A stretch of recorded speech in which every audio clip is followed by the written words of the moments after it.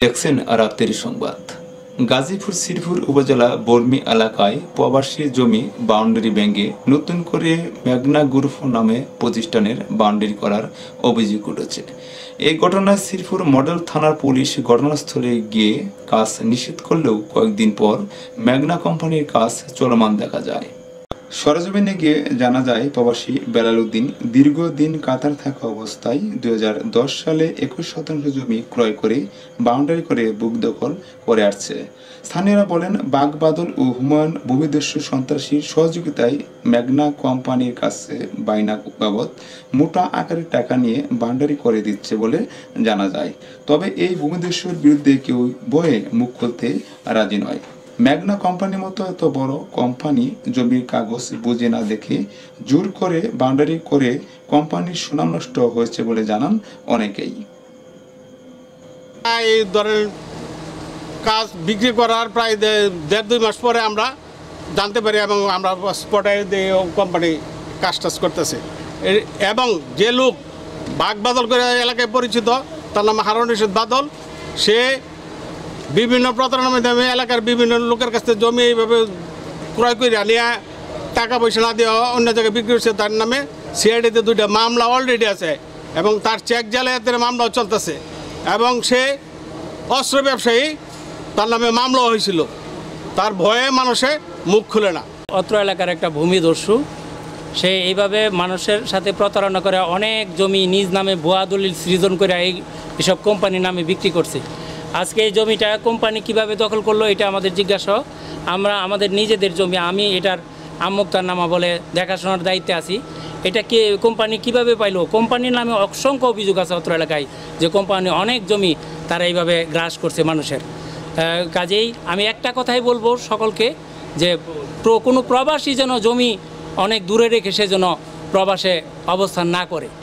হঠাৎ করে এই যে বাগবদল নামে একজন বহুরূপী মানুষ, যে ভূমিদস্যু, চাঁদাবাজ, সন্ত্রাস এবং অস্ত্রবাজ, যার কারণে এই সমাজ অতিষ্ঠ, যার একাধিক মামলা ছিল এবং একাধিক মামলা রানিং চলতেছে এবং সে এমন কোনো কাজ করে নাই, তার সাথে অস্ত্র 24 ঘন্টা থাকে, এমন একটা ভূমিদস্যু, এমন একটা মানে খারাপ প্রকৃতির মানুষ এই সমাজে বাস করে।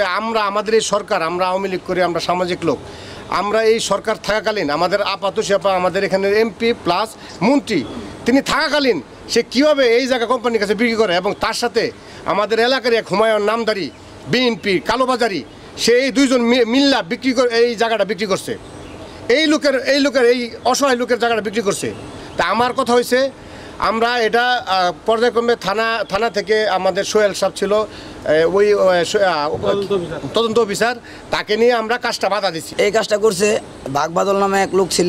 নাম কি তার? বাগবাদল তো মনে হয় এটা মানে একটা নাম, আসলে তার কে? হারুন রশিদ বাগবাদল। উনি করে কি? তার পেশাটা কি?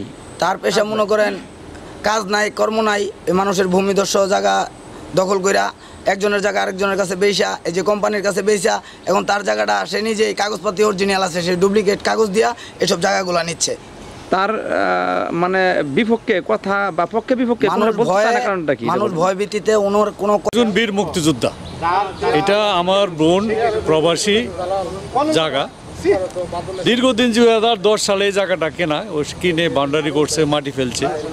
এতদিন পরে, প্রায় 14 বছর পরে মেঘনা গ্রুপ অফ ইন্ডাস্ট্রিজের মতো একটা বড় কোম্পানি কি করে একজন ওই বিদেশির জায়গা, প্রবাসীর জায়গা জোরপূর্বক দখল করে ওনারা স্ট্রাকচার করতেছে, এটি আমার জাতির কাছে প্রশ্ন এবং জননেত্রী শেখ হাসিনার কাছে প্রশ্ন, যে অন্যায়ভাবে বেআইনিভাবে এত বড় একটা কোম্পানি স্থানীয় বাগবাদল এবং হুমায়ুনের সহযোগিতায় এই যে প্রবাসীর জায়গাটা দখল করে ওনারা স্ট্রাকচার করতেছে, আমি জাতির বিবেকের কাছে এটা প্রশ্ন রাখতে চাই এবং জননেত্রী শেখ হাসিনার কাছে আমার প্রশ্ন, যে এই ধরনের কোম্পানি কি করে প্রবাসীদের যারা বিদেশে থাকে রেমিটেন্স পাঠায় তাদের জায়গা কি করে আত্মসাৎ করে, এটি আমার প্রশ্ন। এটা কেমন যদি এই বিষয়ে একটু বলতেন? এটা তো আমি কইতাম না।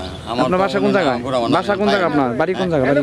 আমার বাড়ি আর ওনার আমি যে নামটা বললাম, ওনার বাড়িটা কোন জায়গায়? এই বাড়ি লোহে দিকে, আমার বাড়ি আরো লোহে দিকে। আমি না থাকে, আমি তাই না। সো উনি কেমন লোক এটা জানেন না? কি করে উনি? কি কোনো চেয়ারম্যান মেম্বার নাকি?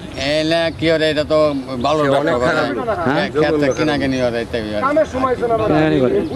আচ্ছা আচ্ছা, ওনার বিরুদ্ধে অনেকজনের মুখ খুলতে চায় না, আসলে এই বিষয়টা বুঝলাম। মানে মানে খুলতো না। হ্যাঁ, ধন্যবাদ। এইটা বাগবাদলের অত্যাচারের বিচার